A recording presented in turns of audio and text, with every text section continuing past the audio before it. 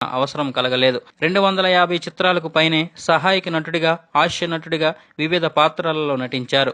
సంసారం ఒక చదరంగం, తరంగిణి, త్రిశూలం, అసెంబ్లీ రౌడీ, ముద్దుల ప్రియుడు, ఆదిత్య 369 వంటి ఎన్నో మంచి సినిమాలు చేశారు. మారుతీరావు గారికి ఒక్క భారతదేశంలోనే కాకుండా వివిధ దేశాల్లో అనేక బిరుదులు, సన్మానాలు చేశారు.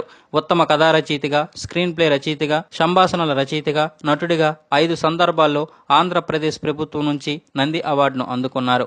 అంతేకాకుండా నాటకాల్లో ఆయనకు పలు పురస్కారాలు లభించాయి. 1963లో డాక్టర్ చక్రవర్తి సినిమాకు ఉత్తమ స్క్రీన్ ప్లే రచయితగా, 1965లో ఆత్మగౌరవం అనే సినిమాకి ఉత్తమ రచయితగా, 1989లో కల్లో అనే సినిమాకి ఉత్తమ రచయితగా, 1991లో మాస్టారి కాపురం సినిమాకు గాను ఉత్తమ సంభాషణల రచయితగా నంది అవార్డులు తీసుకున్నారు. 2002లో రాజాలక్ష్మి ఫౌండేషన్ విశిష్ట పురస్కారం దక్కించుకున్నారు.